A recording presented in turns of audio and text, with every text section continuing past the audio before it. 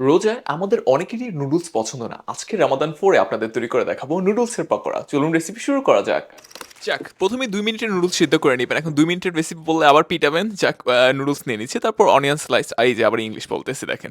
মানে পেঁয়াজের স্লাইস আরকি নিয়ে নিচ্ছি। আবার এটাও ইংলিশ। ২ টা ডিম, আমার ডিম না অবশ্যই মুরগির ডিম। তারপর জিরার গুঁড়া সামান্য পরিমাণ। তারপর হচ্ছে সামান্য পরিমাণ মরিচের গুঁড়া। এরপর ওই যে নুডলসের ভিতরে যে প্যাকেট মসলাগুলো থাকে দিয়ে দিবেন, যতগুলো আপনি ইউজ করবেন ততগুলোই।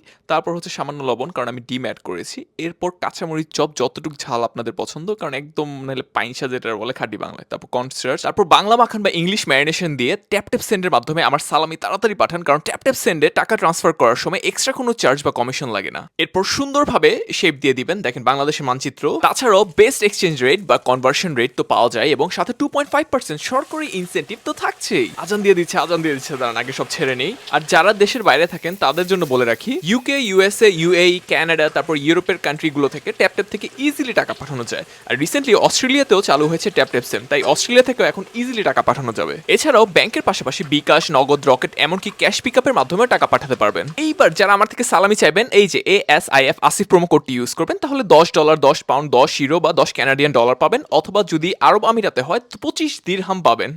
দেখেন কি ফাটাফাটি কালার আসছে, আল্লাহ কি বানাইছি, মাশাল্লাহ মাশাল্লাহ। যাক, আমার রোজা ধরে গেছে অলরেডি, আর ফ্রেন্ড আসতেছে, আমি আরো কয়েকটা ভাইজা দেখাই আপনাদের।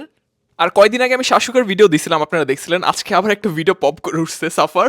সো ও রোজার একটা রেসিপি দিয়ে বলতেছিল শেফরা নাকি ওর সমালোচনা করে। ঠিক আছে, আসলে ওর সব ভিডিও ওর মতো করে, ঠিক আছে, বাট আপনারা ট্যাগ দিয়ে গ্যাঞ্জাম লাগান না, বুঝছেন। বাদ দেন এগুলো, ভণ্ডামি আসলে রোজার মাসে করেন না কারোর সাথে।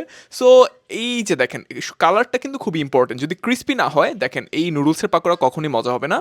আর ভাজার সব থেকে বড় নিনজা টেকনিক হচ্ছে লো হিটে ভাজবেন, মিডিয়াম লো আর কি। সো এমন একটা কালার আসবে, দেখেন কত সুন্দর একটা কালার আসছে। যদি ক্রিস্পি না হয়, এই টেক্সচারটা যদি একদম হার্ড না হয়, কখনই মজা পাবেন না যখন কেচাপ দিয়ে বা কোনো ডিপ দিয়ে খাবেন। যাক, আজকের রেসিপি তো অলমোস্ট রেডি হয়ে গেছে। দেখেন বাসায় অবশ্যই ট্রাই করবেন। আর কালকের আরেকটা রেসিপি নিয়ে আমি আসতেছি তাড়াতাড়ি। দেখেন মাশাল্লাহ, বিসমিল্লাহির রহমানির রহিম। আজান দিয়ে দিচ্ছে, আবার বললেন না আসিফ ভাই রোজা রেখা খাইতেছে।